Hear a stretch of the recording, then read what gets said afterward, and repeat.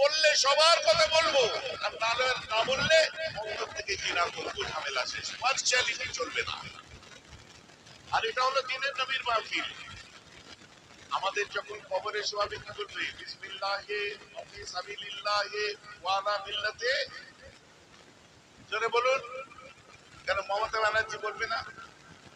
ওয়ালা মিল্লাতে রাহুল গান্ধী বলবে না? ওয়ালা মিল্লাতে নওশাদ সিদ্দিকী বলবে না? ওয়ালা মিল্লাতে সুজন চক্রবর্তী বলবে না? কখনো বলবে না। কারণ এসব দুনিয়ার বুকের বা দুনিয়ার মধ্যেই গল্প শেষ। কবরে যখন আমরা যাব তখন রাসূলের মিল্লাতে আমরা কবরে শুব। তাই দুনিয়ার মাটির জন্য দুনিয়ার নেতাদের মিটিং হয়, কবরে যাওয়ার জন্য রাসূলুল্লাহর মিটিং এ আমরা বসেছি। জোরে বলুন সুবহানাল্লাহ। ওয়াজমা ঘুরে যাচ্ছে তো নাকি? সাদা কাঁচের গ্লাসে সাদা পানি পান করেন ভাই। আপনাদের মেয়েরা ভাইজান যেমন সাদা পোশাক করেছে, কথাও সাদা একদম, কোনো খাদ পাবেন না ইনশাআল্লাহ। আর আল্লাহর শুকর এই স্বচ্ছ কথাগুলো বলি বলে আপনারা শহরে মানুষ, সিটির মানুষ, গ্রাম বাংলার মানুষ আপনারা ভালোবাসেন। কারণ কোনো খাদ নেই। জাতির জন্য চিৎকার করতে হবে অবশ্যই। যারা জাতির জন্য চিৎকার করে আমরা তাদের কুর্নিশ করি। সে যে দলের মানুষ হোক আর যেই হোক, আমার ঘরের মানুষ জাতির জন্য চিৎকার করছে, আমি তাকেও কুর্নিশ করি। কিন্তু মুজাদ্দেদে জামানের স্পেশালিটি, মুজাদ্দেদে জামানের বিশেষত্ব মানুষকে দ্বীনের পথে নিয়ে আসা।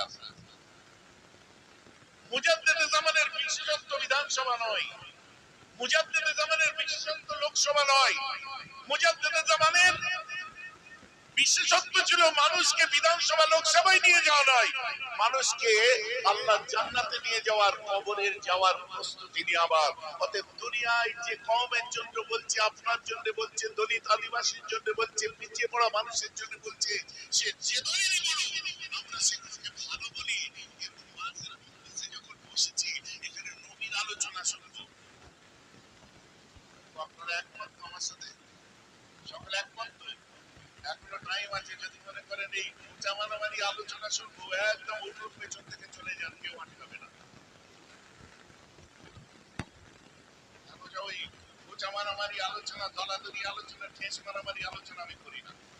ভুলটাকে ভুল বলি, চোখে চোখ রেখে বলি, অন্যায়টাকে অন্যায় বলি, চোখে চোখ রেখে বলি। যে যে ভাষায় কথা বলে তার উত্তর সেই ভাষায় দিতে আমি পছন্দ করি। পরিচ্ছন্ন কথা, যে আজ আমরা নবীর কথা শুনতে বসেছি, নবীর জন্য আমরা কথা বলবো, আমার কওমের জন্য বলবো, নবীর প্ল্যাটফর্মে বসে নিরপেক্ষভাবে বলবো। বোঝা যাচ্ছে তো নাকি? তাই চিন্তা করছিলাম কি বিষয় আলোচনা করব। কারণ ইসলাম এমন একটা ধর্ম, যে ধর্মকে নিয়ে আলোচনা করে শেষ করা যাবে না। একটা বিশাল বিরাট ধর্মের অন্য আপনার অপর নাম হচ্ছে ইসলাম। যে ইসলামের বার্তা বহন করেছিলেন যুগে যুগে, সময় মুজাদ্দিদরা, যুগ সংস্কারকরা সময়ে সময়ে এসেছিলেন। আমাদের মধ্যে আল্লাহ একটা যুগ সংস্কারক দিয়েছিলেন, যার নাম হলো মুজাদ্দিদ।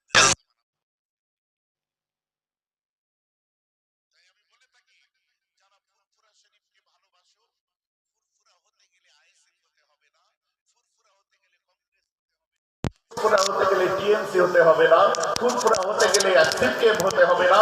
কারণ ফুরফুরায় সিপিএম থাকতে পারে কিন্তু সিপিএম এর ফুরফুরা নয়, ফুরফুরায় টিএমসি থাকতে পারে কিন্তু টিএমসির ফুরফুরা নয়, ফুরফুরায় গা ঘষাঘষি হুজুর থাকতে পারে কিন্তু ফুরফুরা ওই গা ঘষাঘষি হুজুরের নয়, ফুরফুরায় আইএসএম থাকতে পারে কিন্তু ফুরফুরা আইএসএম এর নয়। ফুরফুরা হলো আমার আপনার দাদা হুজুর মুজাদ্দিদ জামান আবু বকর সিদ্দিকীর। জোরে বলুন সুবহানাল্লাহ। ঠিক বলছি না ভুল বলছি? বুঝা যাচ্ছে?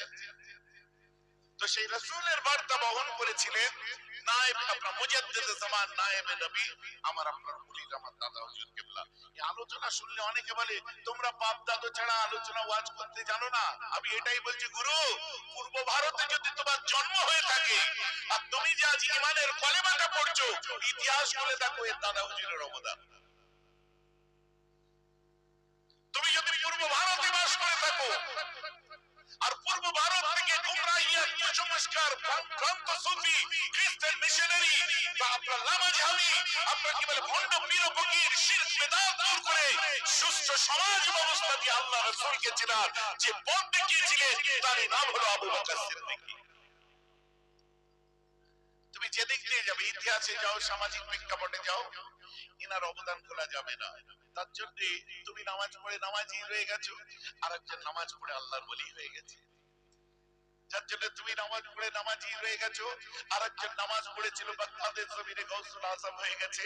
তুমি নামাজ পড়ে নামাজি হয়ে গেছো, আর একজন নামাজ পড়েছিল আজমিরে শুয়ে আছে, মঈনুদ্দিন থেকে গরিবে নামাজ হয়ে গেছে। তুমি নামাজ পড়ে নামাজি হয়ে গেছো, বাহাউদ্দিন নকশবন্দি জামানের ইমাম হয়েছে। তুমি নামাজ পড়ে নামাজি হয়ে গেছো, মুজাদ্দিদ আল-ফিসানি তরিকার ইমাম হয়েছে। তুমি নামাজ পড়ে নামাজি হয়েছো, মাসুম রব্বানি নামাজ পড়ে আল্লাহর ওলি হয়েছে। তুমি নামাজ পড়ে নামাজি হয়ে গেছো, আমার দাদা নামাজ পড়ে মুজাদ্দিদ জামান জামানের মুজাদ্দিদ হয়েছে। তুমি নামাজ পড়ে নামাজি হয়ে গেছো, আমার পাঁচ দাদা নামাজ পড়ে আল্লাহর ওলি হয়েছে।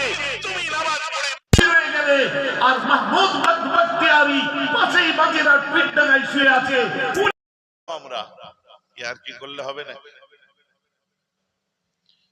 তুমি কুড়ের জ্বর, একদিন কাজে যাও, 5 দিন যাও না।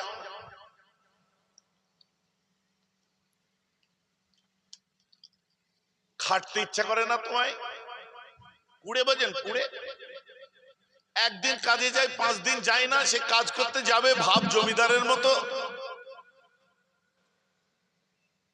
ওটা পারবো না, এ হবে না। আমি রংটা এইরকম করতে চাচ্ছি, বুঝলে, ওইভাবে হবে না। আরে মিস্ত্রিদের মুখে হবে না বলে কথা হয়, বলে দে হ্যাঁ করে দেবো বাবু, টেনশন নেবেন না, দে না ছেড়ে। বুঝতে পারছেন না? আজকে ব্যবসাকে দাঁড় করাবার জন্য কত বড় বড় মার্কেটিং ম্যানেজার রেখেছে। তুমি আগেই বলছো হবে না, তুমি কাজটাকে নাও, হ্যাঁ আপনি যেটা বলছেন হয়ে যাবে, কোনো টেনশন নেই। আরে না বলে কোনো জিনিস আছে? তাকে সাহস দেন, কাজে লাগেন, তারপরে আপনারটা বুঝান, বাবু এটা করলে এটা হবে, এটা করলে এটা হবে, আপনি বুঝান, সে বুঝবে। একদমই যদি অবুঝ হয় তো সে যেমন বলছে দেন না, তার ঘর সে করবে, সে আপনি বুঝতে পারছেন কি পাচ্ছেন?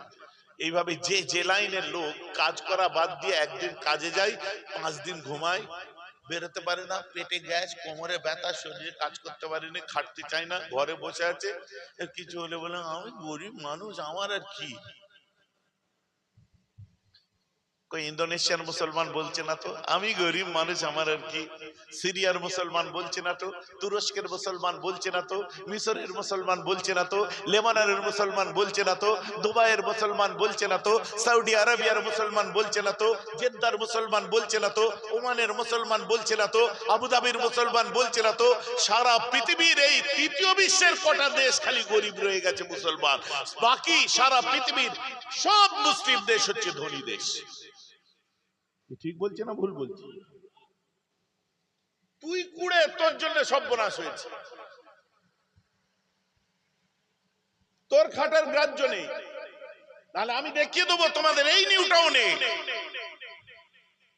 অটো চালাবার পরে ট্যাক্সি কিনেছে, ট্যাক্সি থেকে 6 চাকা কিনেছে, বর্তমানে তার 8 থেকে 10 খানা 10 চাকা।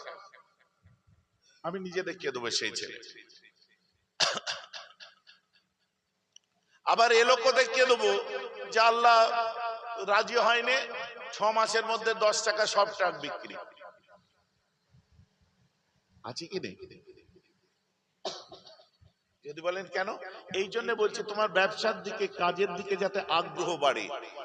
তুমি কুড়ে লোক ঘরে বসে বসে খাবে না, তোমার ভাই বলতে পারে না, বন্ধু বলতে পারে, বউ বলতে গেলেই ঝগড়া।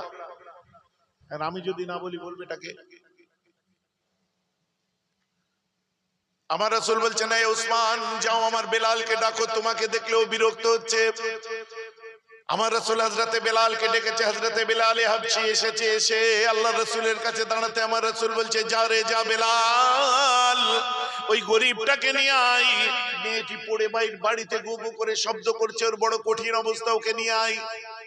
হযরতে বেলাল যে দেখে মুখে মূর্তি, আমার নবীর দিকে তাকিয়েছে। আমার নবী বলছে, কি হলো বেলাল? বলছে, হুজুর বুকে মূর্তি। নবীকে বলেছিলেন ওর বুকে মূর্তি, ওকে মেরে দে, বলেছিলেন না? বলেননি। তুই খচ্চর, ওই যে সেজে গুজে এই জন্য লিপস্টিক করেছি, ওইসব কথা বলছে কেন?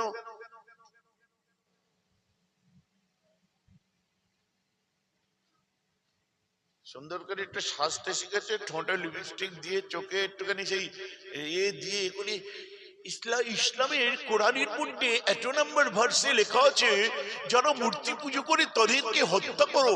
এটা কি করে আধুনিক বিশ্বের বিশ্বায়নের যুগে? বাবারে, চাগাও, চাগিয়ে আগাও, ধরো স্টেজ ধরো, চাগাও, পিছনে চাগাবো, আমার গায়ে অত জোর নেই, চাগাতে পারবো না। চাগিয়ে, আচ্ছা হুজুর আগে আসতে বলে না বলে বলছে হুজুর একটি স্টেজটা চাগিয়ে আন। কি বলছেন? পেছনে জায়গা হচ্ছে না বলছে, একটুখানি সামনের দিকে আগিয়ে আসতে বলছে। এটা সম্ভব হয়ে আগিয়ে আসুন, কোমর ঘষে ঘষে, আমার কোনো আপত্তি নেই, আপনার আসতে হবে। সাদা পানি আছে তোমার দেশে? পানি, চা পাতা আছে? হ্যাঁ, চুলোই দিলে কি হয়? চা হয়। এত কোনো ওয়াজ করছি খেয়াল নেই। কমিটির ছেলেরা কোথায় গেল? চা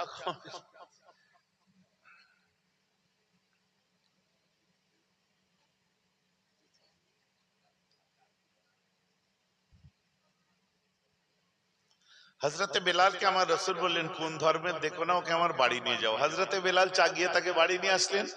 বাড়িতে নিয়ে আসার পরে আমার নবীজির বাড়িতে কে আছে? আম্মা খাদিজা আছে, আম্মা ফাতেমা আছে। আমার নবী বলছে ফাতেমা, খাদিজা, আল্লাহর জান্নাত বিক্রি হচ্ছে, চলো। আম্মা খাদিজা বলছে কি জান্নাত বিক্রি হচ্ছে? বলে চলো, ওই ঘরে আছে দেখো। যে দেখে একটি মেয়ে, তার বুকে মানাতের মূর্তি। আম্মা জি আমার রসুলকে বলছে রসুল, ওর বুকে তো মানাতের মূর্তি আছে হুজুর। আমার রসুলকে বলেছিলেন খাদিজা খাবারে বিষ মাখিয়ে খাইয়ে হত্যা করে দে, বলেছিলেন। খচ্চর মহিলা বলল কি করতে? হ্যাঁ, ইসলামে বলা আছে মূর্তি পুজো যারা করে তাদের হত্যা করো। যাদের দাওয়াত করে এনেছো ওদের ইসলামে আছে, আমাদের ইসলামে নেই। বাড়িতে আনার পরে আম্মা খাদিজা তার সেবা আরম্ভ করলেন। একদিন, দুদিন, এভাবে দীর্ঘদিন 40-42 দিন তার সেবা করছে। আমার রাসূল দেখলেন যে আম্মা ফাতেমা যাচ্ছে পানি হাতে, 5 বছর বয়স আম্মা ফাতেমার, পানি হাতে করে যাচ্ছে। আমার রাসূল এইভাবে দেখছে আম্মা ফাতেমা এগিয়ে যাচ্ছে। 5-7 বছর কি 10 বছর আম্মা ফাতেমার বয়স, পানি নিয়ে যাচ্ছে। আমার রাসূল বলছে ফাতেমা, মেয়েকে দেখলে খুব মহব্বত লাগে। আব্বু পানিটা পড়ে যেত, দাঁড়ান আমি আসছি। পানিটা দিয়ে আসলো। আমার রসুলের কাছে আম্মা ফাতেমা এসেছে, বলছে কি মা, কার পানি দিচ্ছিলে? বলছে আব্বু একটা মজার কথা আছে জানেন। বলে কি মজার কথা? বলছে আব্বু ওই ঘরে একটা বেঈমান আছে, ওই বেঈমান আল্লাহকে আল্লাহ বলেও মানে না, তোমাকে তার রসুল বলেও মানে না। তাহলে ওকে পানি পান করালে কেন? বলছে আব্বু আম্মা বলেছে, আমার রসুলকে বাপ বেটিতে কথা হচ্ছে, সারা পৃথিবীর শ্রেষ্ঠ পিতার শ্রেষ্ঠ কন্যা। বলছে আব্বু আম্মা বলেছে ওই ঘরে যে মেয়েটি আছে ও আপনাকে রসুল বলে মানুক আর না মানুক, তারপরেও আপনি রাহমাতুল লিল আলামিন। ও আল্লাহকে মানুক আর না মানুক, আমার আল্লাহ রহমানুর রহিম, আমার আল্লাহ ওকে সৃষ্টি করেছে। অতএব ও কোন ধর্মের ব্যাপার নয়, ও আপনি মানুক আর না মানুক, তারপরেও আমি ওকে পানি খাওয়ালে আল্লাহ আমি ফাতেমাকে তার দয়ার জান্নাত দান করবে। বলুন না সুবহানাল্লাহ। আজকে এই খ্যাপাগুলোকে বুঝাবে কে? যে ধর্মের 5 বছরের বাচ্চাটাকে শিক্ষা দেওয়া হয় যে একটা পিয়াসাকে পানি পান করালে কোন জাতির কোন ধর্মের দেখো না, 5 বছরের বাচ্চাকে পানি পান করালে আল্লাহ জান্নাত দান করে। আর এই খ্যাপাদের মাথায় ঢুকেছে কি? পাগলদের মাথায় ঢুকেছে কি? বাংলার সচেতন মানুষ, বাংলার সচেতন হিন্দু, মুসলিম, খ্রিস্টান, বৌদ্ধ, শিখ, ইসাই প্রত্যাখ্যান করেছে এবং এরা প্রত্যাখ্যাত হবে।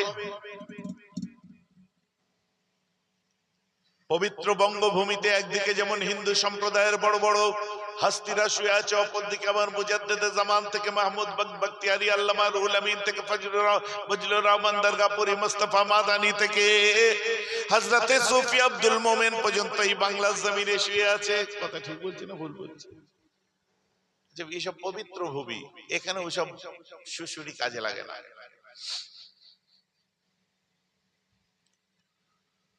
আমার রাসূল সেবা করলেন। এবারে মেয়েটি যখন চলে যাবে, চলে যাওয়ার সময় আমার রাসূল বলছে বেলাল ওকে ছেড়ে দিয়াই। একটা মজার কথা বলি, আমার রাসূলের বাড়িতে এতদিন ছিল, কিন্তু আমার রাসূল ওর থেকে লুকিয়ে থাকতো, কারণ ও আমার নবীকে সহ্য করতে পারতো না।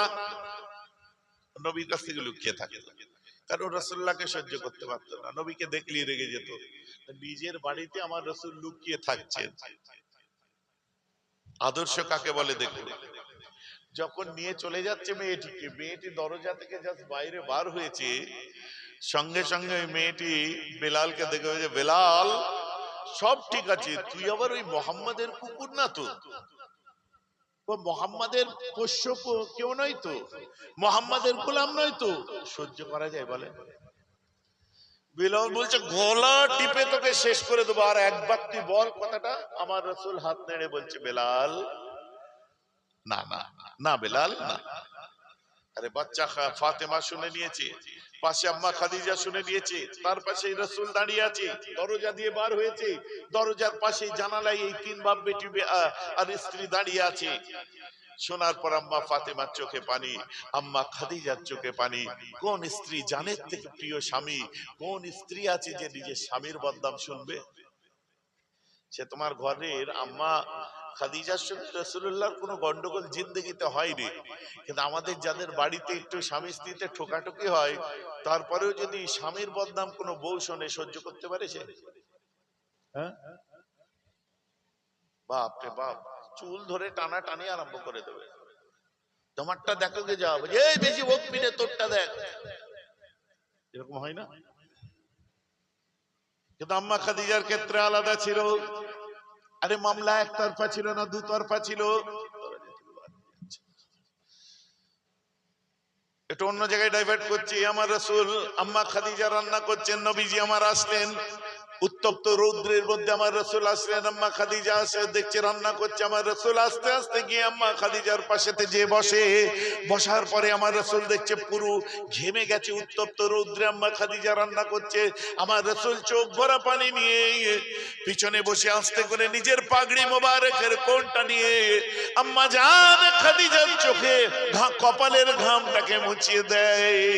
আম্মা খাদিজা ওই সময় আমার রাসূলের দিকে তাকিয়ে দেখে, তাকাবার সাথে সাথে আম্মা খাদিজা বলছে, হুজুর আপনি এখানে কি করছেন? আমার রাসূল বলছে, খাদিজা তুমি আমার সংসারে এত কষ্ট করো, একে চুলোর আগুন, তারপরে দাবদাহ চলছে, গরম, আরবের মরুভূমির গরম। খাদিজা তোমার এই কষ্ট আমার সহ্য হয় না।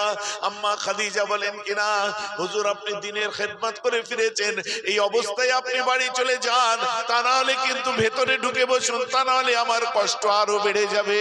আমার রাসূল বলে, খাদিজা তোমার কষ্ট দেখলে আমি মুহাম্মাদের কলিজা ফেটে যায়।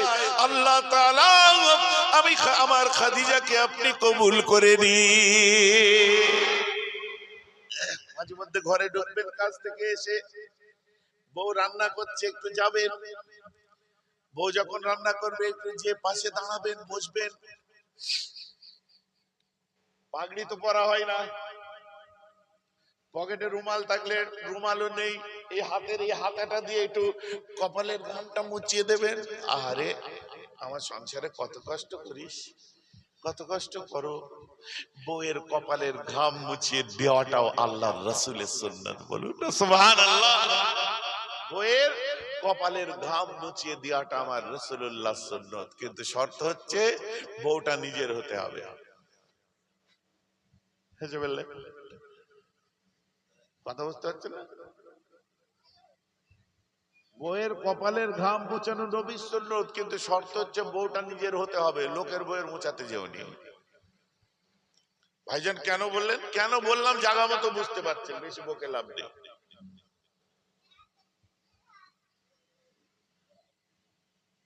খারাপ ভাবে নেবেন না। আমার রাসূল দুনিয়ার বাদশা, তিনটে পুত্র সন্তান যখন দুনিয়া থেকে বিদায় নেয়, আমার রাসূল ডুকরে ডুকরে কাঁদছেন। ওদিকে আবুল আহাবের দল আমার রাসূলকে টিটকিরি করছে, টোন করছে, বলছে মুহাম্মদ তুমি আটকুরে হয়েছো, তুমি সব ডাক শুনতে পাবে, আব্বা ডাক আর কোনোদিন শুনতে পাবে না, তুমি বাচ্চাদের মাথা খেয়েছো। আমার রাসূলকে গালাগাল করছে, তানা দিচ্ছে, টিটকিরি টোন করছে আমার নবীকে। আমার রাসূল মনটা খারাপ করে আছে। হঠাৎ করে আমার আল্লাহ বললেন, মুহাম্মদ সাল্লাল্লাহু আলাইহি ওয়াসাল্লাম হাবিব আমার এত মন খারাপ কেন? যে না ঠিক আছে, আমার তিনটে সন্তান চলে গেছে, আমার আল্লাহ বলছে হাবিব একবার বলো তোমার সন্তানদের থেকেও তুমি বেশি কি কাউকে ভালোবাসো? আমার রাসূল বলেছিলেন আমার আল্লাহ আমার সন্তানদের থেকে অনেক বেশি আমি আমার উম্মত গুলোকে ভালোবাসি। আমার আল্লাহ বলছেন কিনা, আমার আল্লাহ বলছেন কিনা যাও তোমার সন্তানরা দুনিয়া থেকে বিদায় নিয়েছে ওটা বেকার হয়নি, আমি আল্লাহ বলে দিচ্ছি ওটা তোমার উম্মতদের সাদকা হয়েছে। সুবহানাল্লাহ। কি বললেন? উম্মতদের জন্য সাদকা ভেবে নাও তোমার ছেলে। আহা, বলে কেন? আমার আল্লাহ বলছেন কাল কিয়ামতের দিনটা বড় কঠিন দিন হবে, নফসি নফসির আলম হবে, জান্নাতি জান্নাতে যাবে, জাহান্নামী জাহান্নামে যাবে, মাথার উপরে সূর্য নেমে আসবে, সকল কিয়ামতবাসীরা পানি পানি করে চিৎকার করবে। ওই দিনেতে আমি আল্লাহ ওয়াদা করছি তোমার তিনটে ছেলের প্রাণের পরিবর্তে ইন্না আতাইনাকাল কাউসার, আমি আল্লাহ তোমার উম্মত গুলোকে ওই গরম দিনেতে হাউজে কাউসারের ঠান্ডা পানি পান করাবো। সুবহানাল্লাহ। আমার আল্লাহ বলছেন, আমার নবী বলছে আল্লাহ আমি খুশি হয়ে গেছি, এখন কি করব? আমার আল্লাহ বলেন ফাসাল্লি লিরাব্বিকা ওয়ানহার, এখন আল্লাহর জন্য নামাজ পড়ো। ওগো সূরা কাউসার নাযিল হচ্ছে, এটা সূরা কাউসার নাযিল হচ্ছে।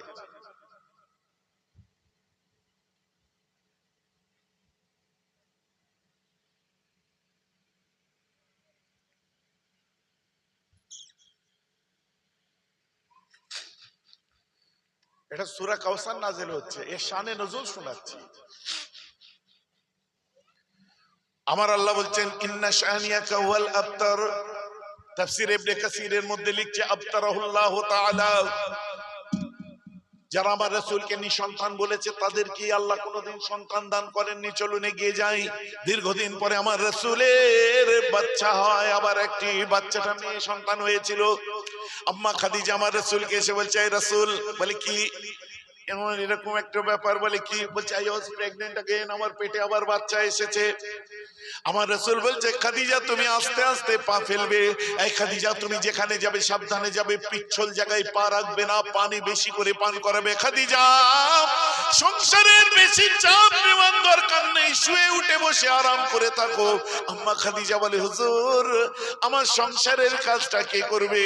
আমার রাসূল বলছেন এই খাদিজা তোমার সংসারের কাজ করার জন্য আমি মুহাম্মদ তৈরি আছি।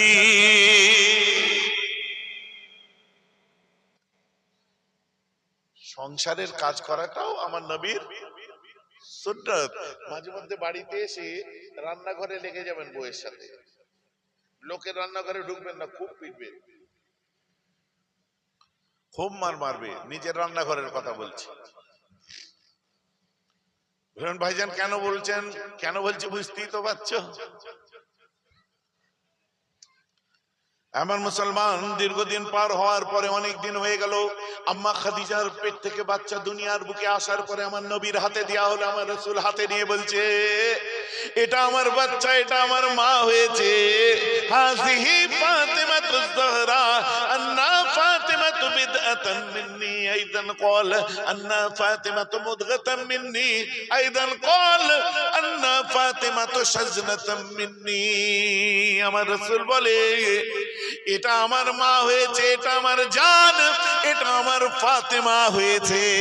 পরে বলছে বলুন ভাইজান জান বলেছে, বুঝিয়ে দি। আমার নবী বলছেন আন্না ফাতেমাতু মুদগাতাম মিন্নি, মুদগাতুন কথার অর্থ হচ্ছে জান। যদি বলেন কেন, হাফেজ সাহেব কেউ আছেন এর মধ্যে? একটু হাত তুলে দেখান। হাফেজ আছেন? কোথায় আছে হাফেজ সাহেব? কই? আল্লাহর কোরআন বলুন বিসমিল্লাহির রহমানির রহিম। قال الله تعالى عز وجل ثم خلقنا النطفة علقة فخلقنا العلقة مضغة فخلقنا المضغة عظاما فقصينا العظام لحما। আল্লাহ বলছেন সুম্মা খলাকনা নুতফাতা আলাকাতান, আমি আল্লাহ নুতফা করেছি, নুতফাকে আলাকা করেছি, ফাখালাকনাল আলাকাতা মুদগাতান, এই আলাকার পরে আমি আল্লাহ মুদগা করেছি, লোথড়া গোস্তের টুকরো, প্রথম মাসের মায়ের পেটে বাচ্চা, যেটাকে জান বলা হয়। বুঝতে পারছেন? আমার রাসূল বলছে ফাতেমা তো মুদগাতাম মিন্নি, আর কোরআনে মুদগা বলা হচ্ছে প্রথম মাসের বাচ্চা, এই গোস্তের টুকরো যেটাকে জান বলা হয়। আমার রাসূল বলছে ফাতেমা আমার মুদগা, কোরআন অনুযায়ী মুদগা মানে জান। আমার নবী বলছে ওটা আমার মেয়ে নয়, ওটা আমার জান হয়েছে। হাদিস অনুযায়ী মুদগা কাকে বলে? আলা ইন্না ফিল জাসাদে মুদগাতুন ইন সালাহাত সালাহাল জাসদে কুল্লুহু, ইন ফাসাদাত ফাসাদাল জাসদে কুল্লুহু, আলা ওয়াহিয়াল কলব। আমার নবী বলছে ফাতেমা তো মুদগাতুম মিন্নি, মুদগা কথা ব্যবহার করেছে। কোরআন অনুযায়ী মুদগা মানে জান, হাদিস অনুযায়ী মুদগা মানে কি? আলা ইন্না ফিল জাসাদে মুদগাতুন, তোমার শরীরের মধ্যে একটা গোস্তের টুকরো আছে, পরিষ্কার থাকলে ওটা সব পরিষ্কার, ওটা নোংরা হলে গোটা দুনিয়াকে তুমি নোংরা দেখবে, তুমি নিজেও নোংরা। ওটার নাম বাংলায় হৃদয়, ইংরেজিতে হার্ট, আপনার কি বলে আরবিতে কলব, ওটাকে হিন্দিতে জিগার, আর ওটাকে উর্দুতে বলা হয় দিল। হাদিস অনুযায়ী মুদগা মানে দিল, কোরআন অনুযায়ী মুদগা মানে জান। আমার নবী ফাতেমাকে বলল মুদগাতান বিন্নি, এটা আমার মুদগা। কোরআন আর হাদিস অনুযায়ী ব্যাখ্যা কি? নবী বলেছে এটা আমার মেয়ে নয়, হাদিস কোরআন অনুযায়ী আমার জান, আর হাদিস অনুযায়ী দিল। ফাতেমা আমার জান এবং দিল। বলুন না সুবহানাল্লাহ। এসব ব্যাখ্যা গভীর রাতে হয় না, সে পরে হবে। তাহলে নবীজির মেয়ে হতে কত খুশি হয়েছে। আর আমাদের পাড়ায় একজন ছিল, সকালে 9টার সময় সিজার করবে, ভোরবেলায় অর্ডার দিয়েছে 6 কেজি, 10টার সময় বারণ করছে লাগবে না, অন্য কারোর দে দে। কেন? যে ভেবেছিলাম আল্লাহ একটা ছেলে দেবে, সে ফের মেয়ে হয়ে গেছে। হাসি পাচ্ছে। ননদ বলছে ধুস আর ভালো লাগে না। বলে কেন? বলে মুখ পুড়ি ফের মেয়ে হয়েছে। মানে এই হয়েস টয়েস আমাদের ভাষা না, কিন্তু যেটা সাধারণত বলে আমি শুনেছি, মুখ পুড়ির মেয়ে হয়েছে। মেয়ে হয়েছে তো কি হয়েছে? না মানে ভাবিয়ে নিলাম না, ওই দূরের কথা বলছি, আপনার এখানের কথা না ভাই। ভাবিয়ে নিলাম না, মেয়ে জন্মাবার মেশিন এনেছি। সমাজে ঘটে। আপনার এলাকার ভাষা এটা, তো আপনার গায়ে লাগছে কেন? যে এলাকার ভাষা তারা বুঝবে। এসে বলছে কার কথা বলছিস? বলে ওই মুখপুরির কথা বলছি। আমার প্রশ্ন ওই জায়গায়, যদি মেয়ে জন্ম দেওয়ার জন্য তোর ভাবি মুখপুরি হয়, তো তুইও তো ননদ, তুইও মেয়ে, তো তোর মা তো তোকে জন্ম দিয়েছে, তোর কথা হলো যাই। এক্সকিউজ মি, তোর মা কি একটু বলতো? এই মাইক্রোফোন দিয়ে ধরো তো, বোম ধরো, বলে দেখি। বলার সময় বলেনি, পরের মেয়ে। কথা বুঝতে পারছেন? মেয়ের বাবা এত জুলুম, এত জ্বালা হয়েছে। মেয়েটা বিদায় করার জন্য কলিজাতে পাশানো রাখো। মেয়েটা চলে যাওয়ার সময় চোখের বুকের রক্ত চোখের পানি করে বার করো, মধ্যে থেকে 2 লাখ টাকা দাও, ফের বাইক দাও, সারা জীবন নাকরা সহ্য করো। শাশুড়ি মুরগি দিয়ে লাথি দিয়ে হবে না তো কি কচু দিয়ে আপনার গোলাপ ফুল দেবে?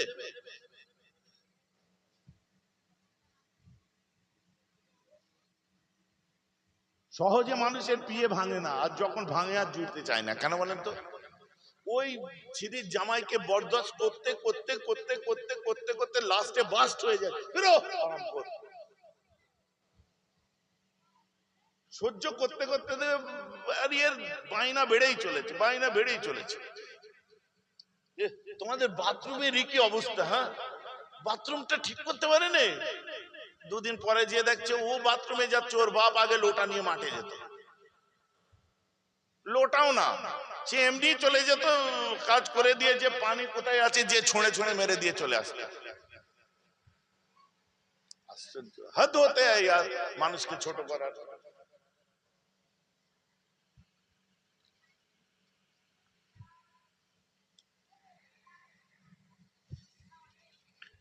দম থাকে তো দেখিয়ে দাও যে নিজের আমিত্বকে মাটির সঙ্গে মিশিয়ে দাও, দিয়ে তুমি সবার মতো করে নিজেকে মানিয়ে নাও, তবে জানবো হ্যাঁ তুমি বাপের ছেলে। কি কথা ঠিক বলছি না ভুল বলছি? আমার মুসলমান দুঃখ নেবেন না, ব্যথা নেবেন না। আমার নবীর একটা হাদিস আমার বলতে ইচ্ছা করছে, বলবো? বলবো? কষ্ট পাবেন না, কারণ মেয়ে জন্মানো আমাদের সমাজে এখন অন্যায়। মেয়ে হলে মুখ ভার হয়ে আছে, মুখে হাসি আর ফোটে না। আবার কিছু কিছু বাপের মেয়ে তো জান। কি কথা ঠিক বলছি না ভুল বলছি? আরে আপনার এখানে আমার অনেক পেশেন্ট আছে, রুগী আছে, জানেন না?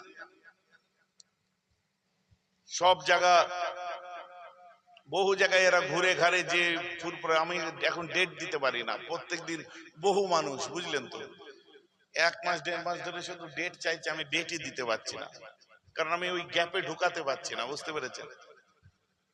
তাই আমি বলে নিলাম, এখানেও বহু মানুষ আজকে পর্যন্ত আমাকে ফোন করেছে, বুঝলেন? আমার নামও মনে আছে অনেকের।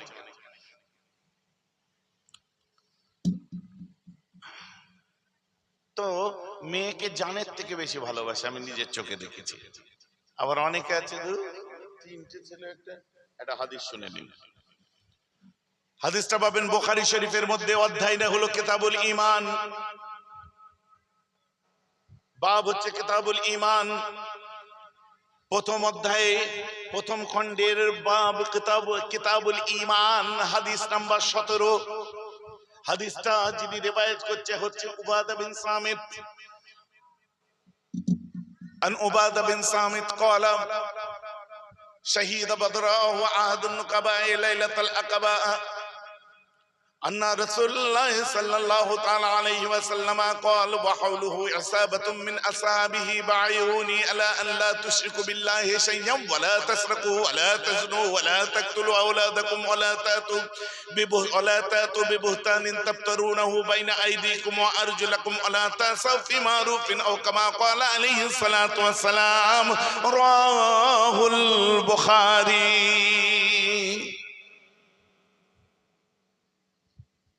আমার রাসূল বলছে, তোমরা আমার কাছে অঙ্গীকারবদ্ধ হও, আমার কাছে বায়াত করো, তোমরা অঙ্গীকার করো। কি?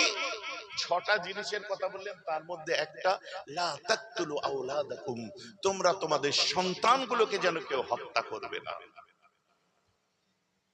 তোমাদের বাচ্চা যেন মেরে ফেলবে না।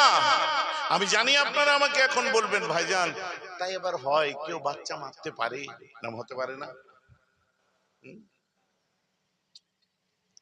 সমাজে কি আজ ফিমেল ফিটিসাইড হচ্ছে না? কি হলো, এত জোরে জোরে মাথা লাড়ছেন কেন? ফিমেল ফিটিসাইড হচ্ছে কিনা? মায়ের পেটে মেয়ে আছে, সোনোগ্রাফি করে দেখার পরে কন্যা ভ্রূণ হত্যা করা হচ্ছে কি হচ্ছে না? সোনোগ্রাফির সামনে চলে জানা, ক্লিনিকের সামনে লেখা আছে সন্তানের লিঙ্গ নির্ধারণ করা আইনত দণ্ডনীয়। থাকে কি থাকে না? আরে 2025 এটা চন্দ্রকান্ত 2 এর যুগ, ল্যান্ডার বিক্রমের যুগ, চাঁদে মানুষ চলে গেছে আমাদের দেশ থেকেও। এখনো এই জিনিস চলছে, আমাদের ক্লিনিক গুলোই লেখা আছে কন্যা ভ্রূণ হত্যা, আপনার সন্তানের লিঙ্গ নির্ধারণ করা আইনত দণ্ডনীয়। কেন? হঠাৎ করে স্বামী স্ত্রী একসঙ্গে সময় কাটাতে কাটাতে বউ একদিন এসে বলছে, শোনো না। বলে কি? বলে 1 মাস পার হয়ে গেছে, আমার এখনো দেখা দেয়নি। কি দেখা দেয়নি? বলে আমার শরীর খারাপ হয়নি। ঠিক আছে, আমি সন্ধ্যাবেলায় আসবো, সে একটা জিনিস আছে কিনে আনবো, এনে দেখবো। কিনে নিয়ে এসছে, নিয়ে আসার পর চেক করে দেখছে 2 দাগ পড়েছে। মানে কি? হ্যাঁ,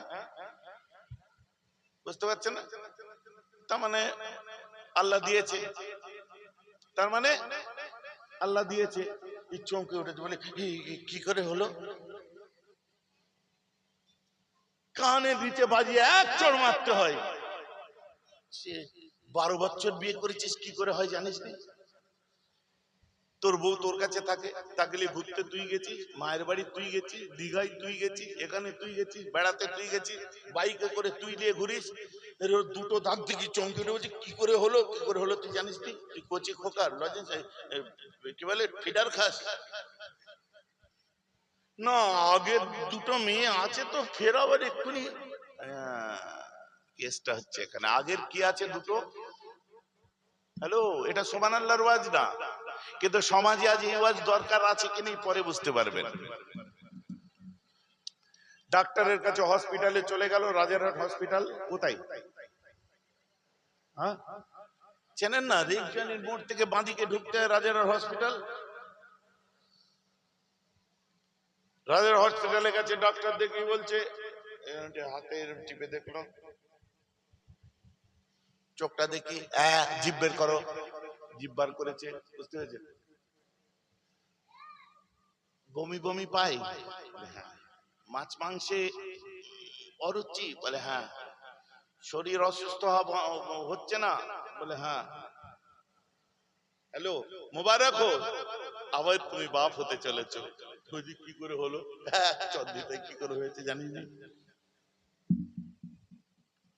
বলছে যখন হয়েছে তা ঠিক আছে, মাস তিনেক যাক, এবারটা যদি একটা ছেলে হয় তো ঠিক আছে। ডাক্তারের কাছে, ক্লিনিকে নিয়ে ডাক্তারের কাছে গেছে, বড় হসপিটাল বারাসাত হসপিটালে গেছে, যে ডাক্তারের কাছে যখন টেস্ট করেছে দেখা যাচ্ছে মেয়ে। ডাক্তারকে বলছে কি ছেলে না মেয়ে? বলছে বলা যাবে না। বলেন না ডাক্তার, ছেলে না মেয়ে? বলা যাবে না। আপনার জন্য ইলিশ মাছ এনেছি, বুঝলেন? কেন আনতে গেছে? সরকারি হসপিটাল না এটা? না, আপনার ড্রাইভারের হাতে দিয়ে দিয়েছি, গাড়িতে রেখেছে। ও আরে ঠিক আছে, আবার তোমাকে আল্লাহ একটা মা দিচ্ছে গো, মেয়ে আছে পেটে।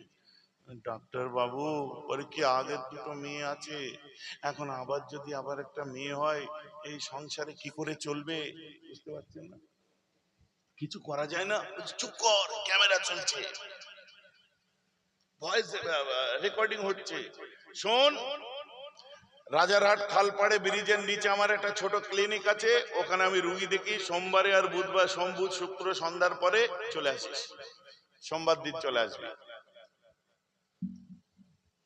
রোববার হয় না? বলছে হ্যাঁ হয়, তবে তোর কেসটা রোববারই দেখবো। ঠিক আছে। ডাক্তারের কাছে গেছে সোমবার সন্ধ্যাবেলায়, ডাক্তার বলছে যে দেখ এইসব কাজ আমি করি না, না এই বাচ্চাটা আমার চাই না, আমার দুটো মেয়ে আছে। ডাক্তারকে বলে বুঝিয়ে কোন রকমের ডাক্তার বলছে করতে পারি, তবে 35,000 লাগবে। ডাক্তারবাবু 20,000-এ হয় না? মানে না। ডাক্তার দেখছি পার্টি বাঁধা, এ পার্টি হাতছাড়া হবে না। টেনে টুনে 25,000-এ রাজি হলো। ডাক্তার বললো রবিবার দিন সকাল 9টার মধ্যে চলে আসবি, সকাল 7টার দিকে আসবি, 9টার মধ্যে কাজ মিটিয়ে দেবো। কি কাজ মিটাবে? 3 মাসের বাচ্চা, মানে তার তো জান এসে গেছে। আমি একটু হুজুরদের বা আপনাদের জিজ্ঞাসা করি, প্রথমে আমাদেরকে, আমরা কার উম্মত? আমাদের আল্লাহকে এই প্রশ্নটা আমাদেরকে যে ফেরেশতা করেছে, দেহকে করেছে না রূহকে করেছে? কারেক্ট।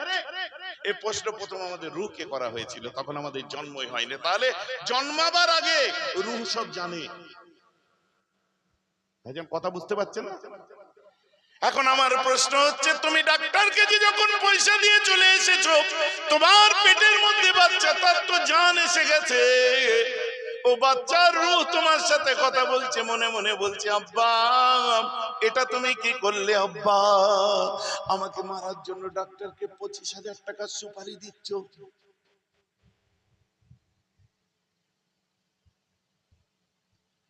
আমাকে মারার জন্য এই 120 টাকার ওষুধ কিনে নিয়ে গেছো, একটা পাতায় একটাই থাকে। বোঝা যাচ্ছে না? আরজিকর কাণ্ডের বিচার চাই, আরজিকর কাণ্ডের বিচার চাই, নির্ভয়ার বিচার চাই, বিচার চাই, বিচার চাই, অমুক হত্যার বিচার চাই, বিচার চাই। আরে তুমি তোমার নিজের কোয়ালিটি টাইম স্পেন্ড করেছো বইয়ের সাথে, তোমার বইয়ের পেটে তোমার বাচ্চা, তুমি সেই বাচ্চাকে মার্ডার করার জন্য ডাক্তারকে 25,000 টাকা সুপারি দিয়েছো কি বাচ্চাটাকে অ্যাবর্ট করতে হবে, অ্যাবর্শন করতে হবে। ওয়াজ বুঝতে পারছেন? ওগো তোমার বাচ্চা পেটের মধ্যে বলছে আব্বা এটা কি করলেন আব্বা? আব্বা গো আমি দুনিয়াটা দেখতে চাই, আমি দুনিয়ার জমিনে আল্লাহকে সিজদা করতে চাই, আপনাকে আদর করতে চাই, আপনার কোলে বসতে চাই। আব্বু আপনার জন্য ওজুর পানিটা আমি কি বয়ে দেব না? আব্বা আমাকে এইভাবে মেরে দেবেন না, আমাকে মেরে দেবেন না, আমি মায়ের পেটে আছি, আল্লাহর দুনিয়াটা দেখতে চাই, জমিনে আমার আল্লাহকে আমি একটা সিজদা দিতে চাই। আহারে তোমার বাচ্চার রূহ কাঁদছে। ফাঁসির আসামির যেমন 2 দিন আগে প্যালপিটেশন আরম্ভ হয়, তোমার বাচ্চা ভেতরে ছটফট ছটফট করছে। আর কাঁদছে, আব্বা আব্বা আমাকে জানে মেরে দিও না আব্বা, আব্বা তুমি ডাক্তারের কাছে পয়সা এক্ষুনি ফেরত লাও, আব্বা দুনিয়ায় যে আমি তোমার ভাত খাবো না, 2.5 বছর মায়ের দুধ খেয়ে থাকবো, আব্বা আমি দুনিয়ায় শোবো না, মায়ের কোলে শোবো, আব্বা পয়সা ফেরত নাও, আমি তোমাকে আব্বা বলে একবার ডাকতে চাই। আহা, তোর বাচ্চা চিৎকার করছে রে, কমবক্ত তোর কান নেই, তুই শুনতে পাচ্ছিস না। রবিবার সকাল চলে এসেছে, তোর বাচ্চাকে যখন এবারে সকালে নিয়ে গেছিস বউকে নিয়ে, বাচ্চাটা হাঁপিয়ে গেছে, বাচ্চাকে যদি তুই পারতিস একবার ডাকতিস মারে, মনটা খারাপ করে তোর দিকে দেখতো, আব্বা তোমার সাথে কথা বলবো না, তুমি আজ আমাকে মার্ডার করতে নিয়ে এসেছো, একবার বারণ করো আব্বা, শেষবারের মতো বলছি। ডাক্তার বললো ইনস্ট্রুমেন্ট রেডি, ভেতরে চলো। তখনও বলছে আল্লাহ আমার আব্বার মাথায় সুবুদ্ধি দাও, আমাকে মার্ডার করে দেবে এক্ষুনি। শরীরের মধ্যে ইনস্ট্রুমেন্ট যখন প্রবেশ করাই, ইনস্ট্রুমেন্ট না ছাই, শিখ ঢুকাই গো শিখ, ঢুকিয়ে যখন গুজা মারতে থাকে, খোঁচাতে থাকে, তখন বাচ্চার রুটা চিৎকার করে বলছে আব্বা তোমার কচি কচি বাচ্চার পায়ে দেখো শিখ ফুটিয়েছে, পায়ের এদিকে লেগেছে, ওদিক দিয়ে বেরিয়ে গেছে, আব্বা গো ওই দেখো শিখ আমার পিঠে লাগলো, পেট দিয়ে বেরিয়ে গেল, আব্বা ওই শিখ আমার বুকে লেগে পিঠ দিয়ে বেরিয়ে গেল, ও আব্বা গো কি যন্ত্রণা সহ্য করতে পারছি না, আব্বা তোমার মেয়ের দেখো কপালেতে শিখ মেরেছে, মাথার পিছন দিয়ে বেরিয়ে গেছে, এখানে শিখ মেরেছে, চোখ ছিদ্র হয়ে পিছন দিয়ে গেছে, তোমার বাচ্চা আর পেরে উঠলো না, জীবন যুদ্ধে হার মেনে গেল, মার্ডার হয়ে গেল, হর করে রক্ত বার হতে আরম্ভ করলো, বাচ্চাটা আস্তে করে তোমাকে বললো আলবিদা আলবিদা, গুড বাই আব্বা, চিরবিদায়, আমি চললাম।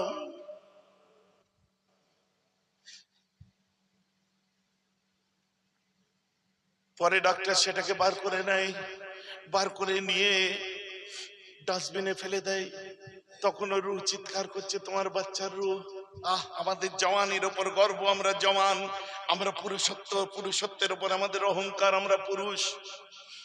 ডাস্টবিন থেকে তোমার বাচ্চার রূহ চিৎকার করছে আব্বা আমার লাশ নিয়ে যাবিনি আব্বা। একা নির্বিদ্যে বহু মানুষ তদবির করতে যায় আমার কাছে, যে হুজুর ভাইজান আমি একটা আব্বা বলে একটা যেন বাচ্চার ডাক শুনতে পাই। বহু মেয়ে আমাকে বলে রাত্রে শুয়ে থাকে একটা বাচ্চা আমায় আব্বা বলে ডাকে, আমি আম্মা বলে ডাকে, চিৎকার করে আমি চমকে উঠে পড়ি, আব্বা বলে ডাকে। কোন বাচ্চাগুলো এগুলো? বাচ্চা ডাস্টবিন থেকে বলছে আব্বা আমাকে জানাজা পড়াবি না, আব্বা আমার জানাজা হবে না, আব্বা আমাকে কাফন পড়াবে না, আব্বা দাদুর পাশে আমার কি একটু কবর দেবে না। নিষ্ঠুর বাপ, আমরা ওটাও করতে পারি না। লাস্টে তোমার সন্তানকে নষ্ট করার পর চিল কাওয়া তোমার বাচ্চাকে খেয়ে নিয়েছে, ছিঁড়ে ছিঁড়ে চিল শকুনের খোরাক হয়েছে। আমার রাসূল তাই বলছেন লা তাকতুলু আওলাদাকুম, তোমরা যদি আমার উম্মত হও তোমাদের বাচ্চাগুলোকে মার্ডার করো না। আজ তোমার বুক ফেটে যাচ্ছে, যদি বাচ্চাটা থাকতো বোধহয় আজকে 16 বছরের হয়ে যেত, 15 বছরের হয়ে যেত, 10 বছরের হয়ে যেত। আমি 120 টাকা দিয়ে ওষুধ খাইয়ে দিয়েছিলাম, বাচ্চা মেরে দিলাম। ডাক্তারকে আমার ওয়াজ বোঝা যাচ্ছে। আমাদের সমাজে এইসব ব্যাধিগুলো অহরহ আমরা দেখতে পাই, অস্বীকার করা যাবে না, অহরহ দেখতে পাই। নবীজি বারণ করেছে। এখন বলেন ভাইজান আমাদের এই ভুল অনেকের হয়ে গেছে, এখন কি করব? তাই জন্য বলছে আল্লাহ রাসূল বলছেন ইন্নাল মুমিনা ইযা আযনাবা কানাত মুত্তাকুন সাউদাউ ফি কলবিহি ফাইন তাবা ওয়াস্তাগফারা সুকিলা কলবুহু। যা হওয়ার হয়ে গেছে, মামাজা ফামাজা, যেটা গুজরে যাওয়ার গুজরে গেছে, সেই মোমেন্টটা যদি তওবা করে এবং ইস্তেগফার করে আমার কাছে কান্নাকাটি করে, আমি তার আবার মনটাকে গুনাহ মুক্ত করে দিই। বলুন না সুবহানাল্লাহ। আমার ওয়াজ বুঝতে পারছেন? বলতে বলতে চলে এলাম। তো স্বামীকে বললে স্ত্রীর বুক ফেটে যাবে। আম্মা খাদিজার চোখ ভরা পানি, আম্মা ফাতেমার চোখ ভরা পানি, আর মেয়েটা বলছে মোহাম্মদ খারাপ। বেলাল বলছে আচার মেরে মেরে ফেলবো। বুঝতে পারছেন? আরো কিছু দূর আগিয়ে যাই, ফের এক কথা, ফের বেলাল বলছে জানে মেরে দেবো।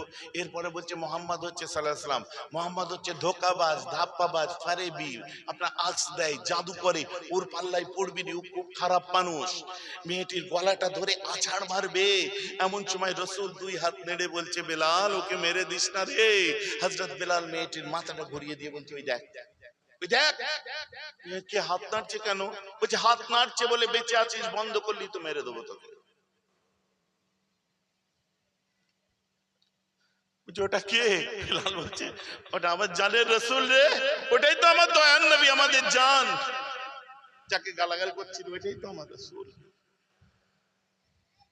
ওটাই তো আমাদের জান, ওটাই আমাদের কলিজা। বলছে ওই তো পাশে বাচ্চা মেয়েটা, বলছে ওটা আমার রসুলের মেয়ে। ওই যে ওই মা আমার খুব সেবা করেছে, বলে ওটা আমাদের আম্মাজি রসুলের স্ত্রী। যে বাড়িটায় দাঁড়িয়ে আছে সেটা রসুলের বাড়ি। আর ওই হাত নাড়ছে রসুল বলছে তোকে যাতে মেরে না দিই, সুস্থ ভাবে বাড়ি পাঠিয়ে দিই। মেয়েটি বলছে বেলাল আমার বড় ভুল হয়ে গেছে, ওকে বল না আমাকে মাফ করে দিতে। আর এটার নাম যদি ইসলাম হয়, ওকে বল আমাকে কলমা পড়িয়ে ওর যেন গোলাম বানিয়ে নেয়। বলুন না সুবহানাল্লাহ। We must recognize that the spread of Islam not only by victory of sword, but spread by the magic of his personality and wonderful eloquence. Mind it. যে তরবারির সন্ত্রাস নয়, বরং নবীর আদর্শ বিশ্ব জয় করেছে। বলেন না সুবহানাল্লাহ। তাই নবিয়ানা মজলিসে কোন লিডারের আলোচনা করলাম? দুনিয়ার লিডারের। দুনিয়ার লিডারের আলোচনা হলো। আবারও বলি, সমাজের জন্য যারা বলে সে আমার ঘরের লোক বলুক আর বাইরের লোক বলুক, আমি ভালোটাকে ভালো বলি।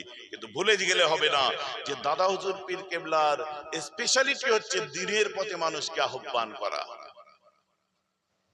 অতএব কে গা ঘষাঘষি করছে ও করুক গে, যারা রাজনীতি করছে করুক, সমাজের জন্য বলুক, চাকরি বাকরি পিছিয়ে পড়া মানুষের জন্য বলুক। তারপরে তো কবরে যেতে হবে। আমি একটু কবরের জন্য দিনের পথে বলি। ভাই আমার কথা বুঝতে পারছেন তো নাকি? বাকি যারা বলছো এই 26-এর পরে যেন হার্ট ফেল করতে যেমনি, যেমন কিছুদিন আগে ওয়াকফ নিয়ে যখন আন্দোলন চলছিল, মুসলিম বড় বড় জাতির ধারক বাহক সেজে যারা ছিল সামনে এসে বলেছিল আমরা ওতে নেই। আশ্চর্য, আল্লাহ সম্পত্তির জন্য আমরা এক হয়ে যখন ঝাঁপিয়ে পড়ছিলাম তখন আমরা ওতে নেই। মানে কি 2026-এর রাজনৈতিক ভবিষ্যৎ খোদার সাথে গাদ্দারি মুনাফিকি হয়ে গেছে। যদি ভালো চাও শুধরে যাও, শুধরে গিয়ে তওবা পড়ে ময়দানে এসে আবার খোদার সম্পত্তির জন্য লড়াই করো। আবার 26 সালের পরে বন্ধ যেন করো না, লড়াই যেন চালিয়ে যেতে থাকো। এখন যদি বলো ভাইজান আপনি করবেন না, আমি করি কি করি না, যার চোখ আছে দেখতে পাই, তোমাদেরও চোখ আছে দেখতে পাচ্ছ। তোমার মতো ওই ফেকু কতগুলো অন্ধভক্ত, কতগুলো কি বলে টুচ্চালুল্লাদেরকে জবাব দিতে আমি পছন্দ করি না। ওই গ্রামের কোথায় কমেন্ট করতে যে বানান ঠিক লিখতে পারে না, বললো হুজুর পদলোভী, এইটা না লিখে লিখেছে হুজুর।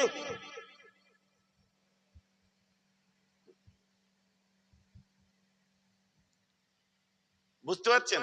মানে হুজুর লোভী, মানে পদ না লিখে। এদের জন্য আমি মন খারাপ করছি। এটা বানান পর্যন্ত যারা ঠিক করতে পারে না, আরে এরা আমার মুজাদ্দেদে জামানের সিলসিলার ধারক বাহক।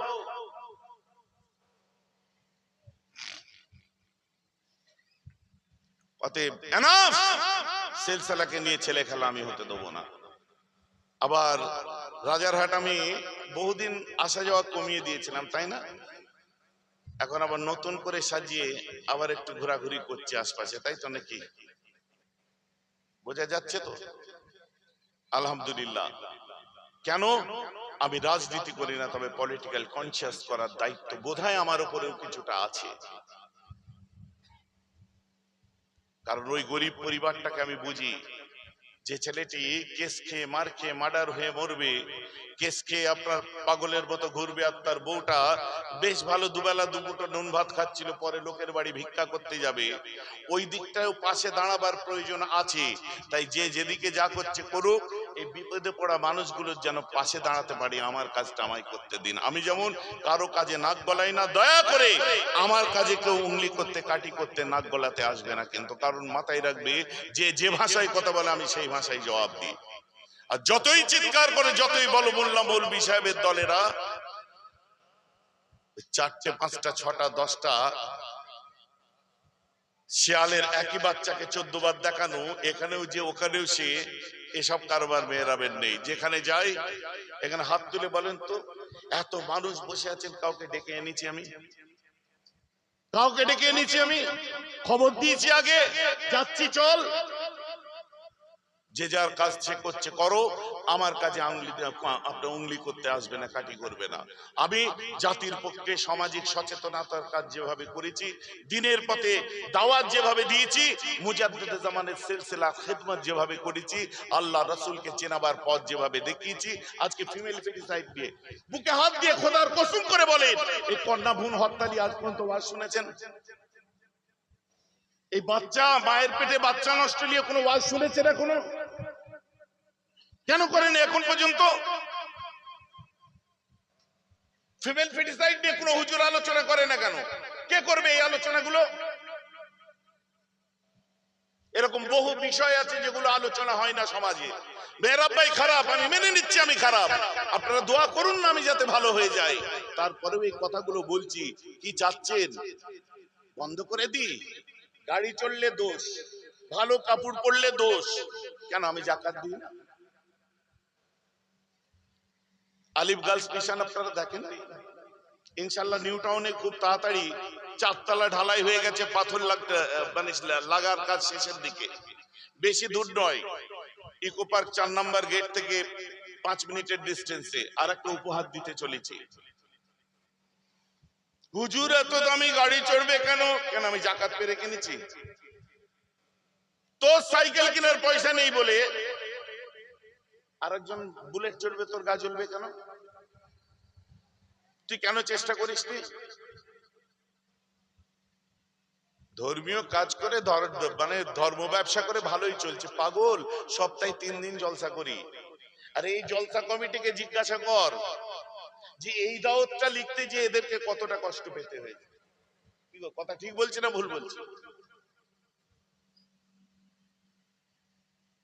আর আজকে মক্কা সৌদি আরবের ইমাম ক্যাডিল্যাক চললে গায়ে লাগে না, মদিনার ইমাম জিএমসি চললে গায়ে লাগে না, মৌলানা তারিক জামিল লেক্সাস চড়ছে, ল্যান্ড ক্রুজার V8 চড়ছে, গায়ে লাগে না। তোমাদের মেয়েরা বুঝের একটা একটু চকচকে গাড়ি চললি তোমাদের